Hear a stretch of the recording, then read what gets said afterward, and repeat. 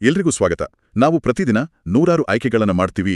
ಯಾವ ಕಾಫಿ ಕುಡಿಬೇಕು, ಯಾವ ಬಟ್ಟೆ ಹಾಕ್ಬೇಕು, ಹೀಗೆ. ಹೌದು, ವೀಕೆಂಡಲ್ಲಿ ಏನು ಮಾಡಬೇಕು ಅನ್ನೋದ್ರಿಂದ ಹಿಡಿದು. ಎಕ್ಸಾಕ್ಟ್ಲಿ. ಆದ್ರೆ ನಾವು ಒಂದು ವಸ್ತುವನ್ನ ಯಾಕೆ ಕೊಂಡ್ಕೊಳ್ತೀವಿ? ಮತ್ತು ಇನ್ನೂ ಮುಖ್ಯವಾಗಿ, ಮೊದಲನೇ ಪಿಜ್ಜಾ ಸ್ಲೈಸ್ ತಿಂದಾಗ ಸಿಗುವಷ್ಟು ಖುಷಿ 4ನೇ ಸ್ಲೈಸ್ ತಿಂದಾಗ ಯಾಕೆ ಸಿಗಲ್ಲ? ಆ ಪ್ರಶ್ನೆ ಇದೆಯಲ್ಲ, ಅದು ತುಂಬಾ ಆಳವಾದದ್ದು. ನಮ್ಮ ಈ ನಿರ್ಧಾರಗಳ ಹಿಂದಿನ ತರ್ಕವನ್ನೇ ಅರ್ಥ ಮಾಡ್ಕೊಳ್ಳೋದು ನಮ್ಮ ಇವತ್ತಿನ ಚರ್ಚೆಯ ಉದ್ದೇಶ. ಹೌದು, ಗ್ರಾಹಕರಾಗಿ ನಮ್ಮ ವರ್ತನೆಯ ಹಿಂದೆ ಒಂದು ಸೈಕಾಲಜಿಯೇ ಕೆಲಸ ಮಾಡ್ತಿರುತ್ತೆ. ಅರ್ಥಶಾಸ್ತ್ರದಲ್ಲಿ ಇದನ್ನ ಅರ್ಥ ಮಾಡ್ಕೊಳ್ಳಕ್ಕೆ 2 ಮುಖ್ಯ ದಾರಿಗಳಿದೆ. ಓಕೆ. ಒಂದು, ನಮ್ಮ ತೃಪ್ತಿ ಅಥವಾ ಖುಷಿಯನ್ನ ಅಂಕಗಳಲ್ಲಿ ಅಳೆಯೋಕೆ ಪ್ರಯತ್ನಿಸೋದು. ಒಂದು ನಿಮಿಷ, ನನ್ನ ಖುಷಿಯನ್ನ ನಾನು 10, 20 ಅಂತ ನಂಬರ್ಸಲ್ಲಿ ಹೀಗೆ ಅಳೆಯೋದು. ಈ ಕಾಫಿ ನನಗೆ 8 ಯೂನಿಟ್ ತೃಪ್ತಿ ಕೊಡ್ತು ಅಂತ ಯಾರಾದರೂ ಹೇಳ್ತಾರಾ? ಅದ್ಭುತ ಪ್ರಶ್ನೆ. ಇದು ಕೇಳೋಕ್ ಸ್ವಲ್ಪ ವಿಚಿತ್ರ ಅಲ್ವಾ? ನೀವ್ ಹೇಳಿದ್ದು 100ಕ್ಕೆ 100 ಸರಿ. ಪ್ರಾಯೋಗಿಕವಾಗಿ ಇದು ಅಸಾಧ್ಯ. ಇದೊಂದು ಕೇವಲ ಸೈದ್ಧಾಂತಿಕ ಪರಿಕರ, ಅಂದ್ರೆ ಒಂದು ಥಿಯರಿಟಿಕಲ್ ಟೂಲ್. ನಮ್ಮ ವರ್ತನೆಯನ್ನ ಅರ್ಥ ಮಾಡ್ಕೊಳ್ಳಕ್ಕೆ ಅರ್ಥಶಾಸ್ತ್ರಜ್ಞರು ಬಳಸೋ ಒಂದು ಮಾಡೆಲ್ ಅಷ್ಟೇ. ಪರ್ಫೆಕ್ಟ್. ಅವರು ಈ ತೃಪ್ತಿಯನ್ನ ತುಷ್ಟಿಗುಣ ಅಥವಾ ಯುಟಿಲಿಟಿ ಅಂತ ಕರೀತಾರೆ. Utility, okay. ಸರಳವಾಗಿ ಹೇಳೋದಾದ್ರೆ, ಒಂದು ವಸ್ತುವಿಗೆ ನಮ್ಮ ಬಯಕೆಯನ್ನ ಪೂರೈಸೋ ಶಕ್ತಿ ಎಷ್ಟಿದೆ ಅನ್ನೋದೇ ತುಷ್ಟಿಗುಣ. ಸರಿ, ಹಾಗಾದ್ರೆ ಇದೊಂದು ಕಾಲ್ಪನಿಕ ಅಳತೆಗೋಲು. ಇದರಲ್ಲಿ ಬೇರೆ ಬೇರೆ ವಿಧಗಳಿದೆಯಾ? ಖಂಡಿತ.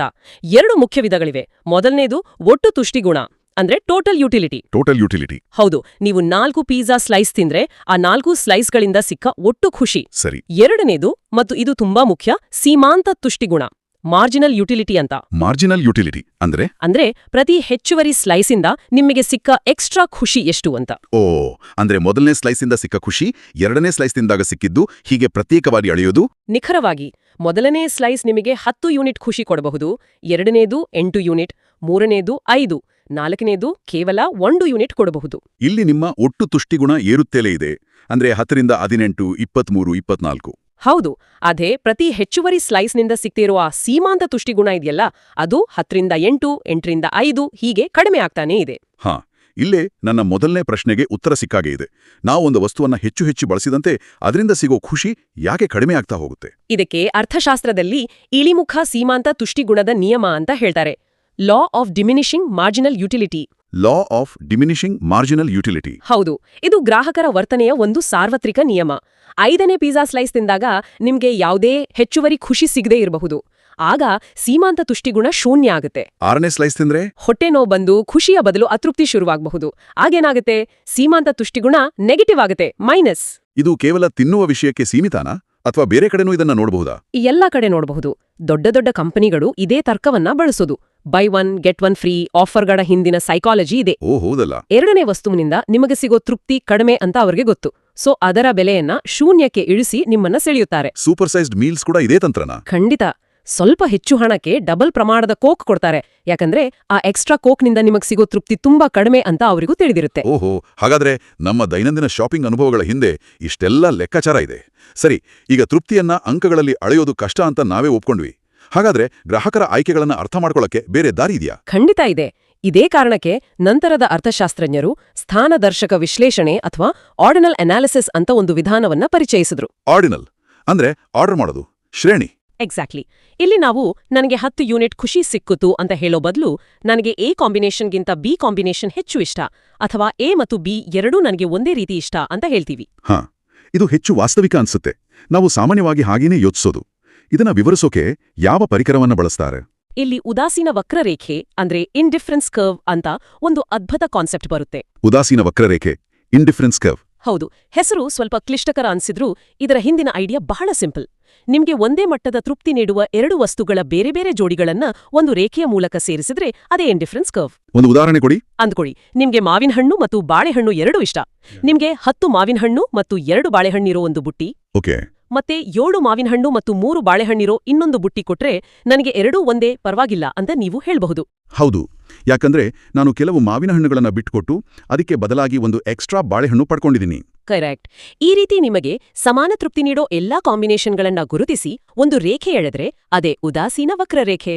ಹಾಗಾದ್ರೆ ಆ ರೇಖೆಯ ಮೇಲಿನ ಯಾವುದೇ ಪಾಯಿಂಟ್ ಗ್ರಾಹಕನಿಗೆ ಒಂದೇ ಲೆವೆಲ್ನ ಸ್ಯಾಟಿಸ್ಫ್ಯಾಕ್ಷನ್ ಕೊಡುತ್ತೆ.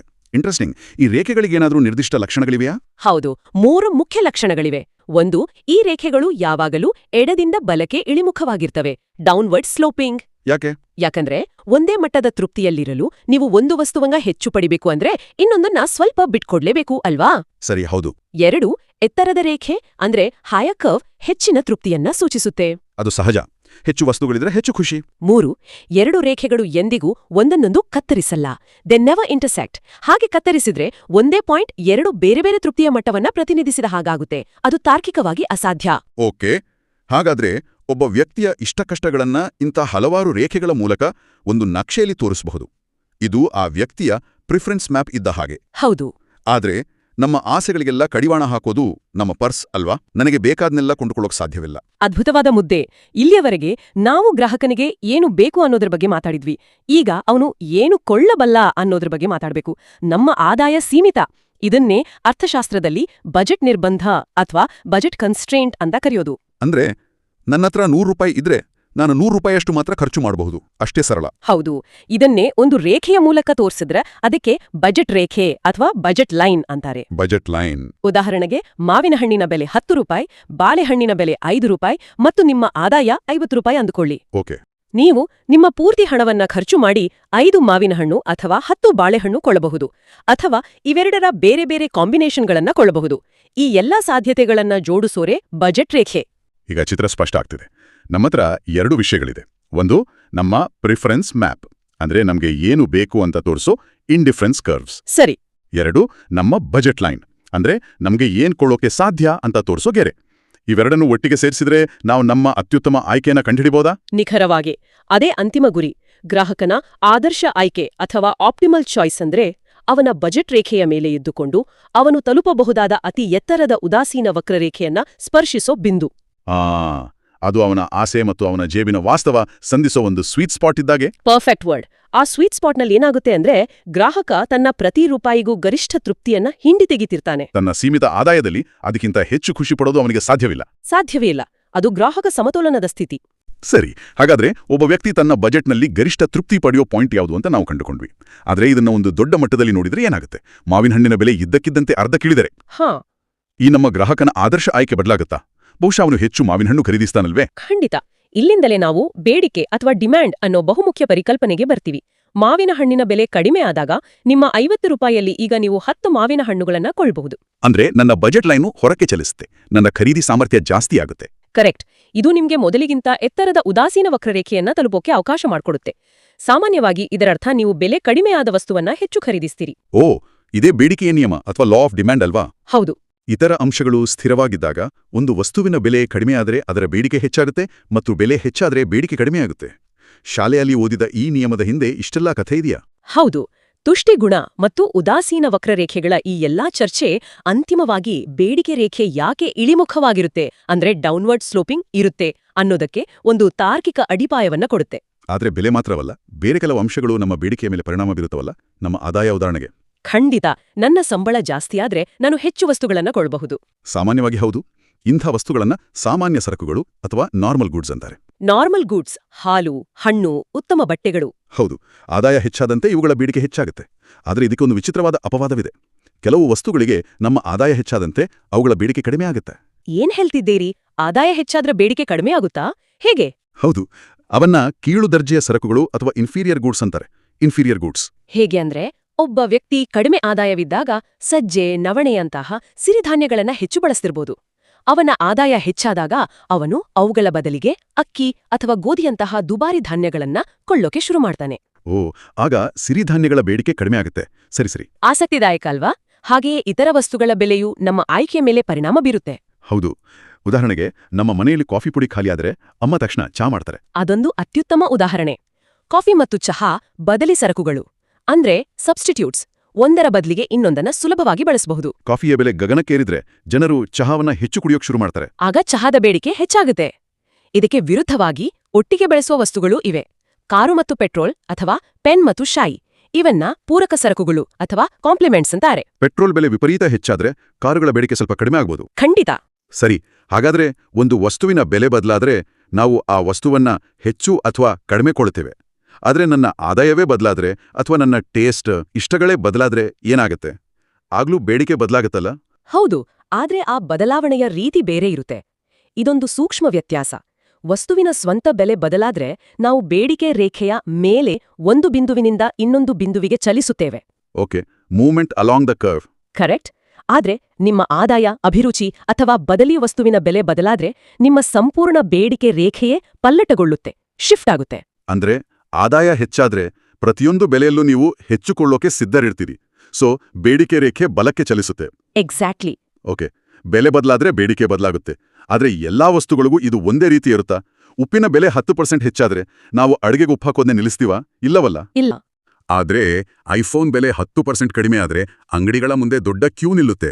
ಈ ವ್ಯತ್ಯಾಸವನ್ನ ಹೇಗಳೆಯೋದು? ಅದ್ಭುತ ಪ್ರಶ್ನೆ. ಇಲ್ಲಿಯೇ ಬೆಲೆ ಬೇಡಿಕೆಯ ಸ್ಥಿತಿಸ್ಥಾಪಕತ್ವ ಅಂದ್ರೆ ಪ್ರೈಸ್ ಎಲಾಸ್ಟಿಸಿಟಿ ಆಫ್ ಡಿಮ್ಯಾಂಡ್ ಅನ್ನೋ ಕಾನ್ಸೆಪ್ಟ್ ಬರುತ್ತೆ. ಎಲಾಸ್ಟಿಸಿಟಿ. ಹೌದು, ಇದು ಬೆಲೆಯಲ್ಲಿನ ಬದಲಾವಣೆಗೆ ಬೇಡಿಕೆಯು ಎಷ್ಟು ಸೂಕ್ಷ್ಮವಾಗಿ, ಎಷ್ಟು ಸೆನ್ಸಿಟಿವ್ ಆಗಿ ಸ್ಪಂದಿಸುತ್ತೆ ಅನ್ನೋದನ್ನ ಅಳೆಯುತ್ತೆ. ನೀವು ಹೇಳಿದಂತೆ ಉಪ್ಪಿನಂತಹ ಅಗತ್ಯ ವಸ್ತುಗಳಿಗೆ ಬೆಲೆ ಬದಲಾದ್ರೂ ಬೇಡಿಕೆ ಹೆಚ್ಚು ಬದಲಾಗಲ್ಲ. ಇದನ್ನ ಅಸ್ಥಿತಿಸ್ಥಾಪಕ ಅಥವಾ ಇನಿಲಾಸ್ಟಿಕ್ ಬೇಡಿಕೆ ಅಂತಾರೆ. ಆದ್ರೆ ಐಷಾರಾಮಿ ಕಾರುಗಳು, ವಿದೇಶಿ ಪ್ರವಾಸಗಳಂತಹ ವಿಷಯಗಳಲ್ಲಿ ಬೆಲೆ ಸ್ವಲ್ಪ ಬದಲಾದ್ರೂ ಬೇಡಿಕೆಯಲ್ಲಿ ದೊಡ್ಡ ಬದಲಾವಣೆ ಆಗುತ್ತೆ. ಅದನ್ನ ಸ್ಥಿತಿಸ್ಥಾಪಕ ಅಥವಾ ಇಲಾಸ್ಟಿಕ್ ಬೇಡಿಕೆ ಅಂತೇವೆ. ಹೀಗೆ ನೋಡಿದ್ರೆ ನಾವಿವತ್ತು ಒಬ್ಬ ವ್ಯಕ್ತಿಯ ಮನಸ್ಸಿನೊಳಗಿನ ತೃಪ್ತಿಯ ಚಿಕ್ಕ ಯೋಚನೆಯಿಂದ ಆರಂಭಿಸಿ ಇಡೀ ಮಾರುಕಟ್ಟೆಯನ್ನು ನಿಯಂತ್ರಿಸೋ ಬೇಡಿಕೆಯ ದೊಡ್ಡ ನಿಯಮದವರೆಗೆ ಒಂದು ಸಂಪೂರ್ಣ ಪ್ರಯಾಣ ಮಾಡಿದ್ದೀವಿ. ಹೌದು, ನಮ್ಮ ಆಯ್ಕೆಗಳ ಹಿಂದಿನ ತರ್ಕ, ನಮ್ಮ ಬಜೆಟ್ನ ಮಿತಿಗಳು ಮತ್ತು ಇವೆಲ್ಲವೂ ಸೇರಿ ನಾವು ವಸ್ತುಗಳನ್ನ ಹೇಗೆ ಖರೀದಿಸ್ತೀವಿ ಅನ್ನೋದನ್ನ ನಿರ್ಧರಿಸುತ್ತೆ. ಈ ಮಾದರಿಗಳು ಕೇವಲ ಪಠ್ಯಪುಸ್ತಕದ ಸಿದ್ಧಾಂತಗಳಲ್ಲ. ಖಂಡಿತ ಇಲ್ಲ.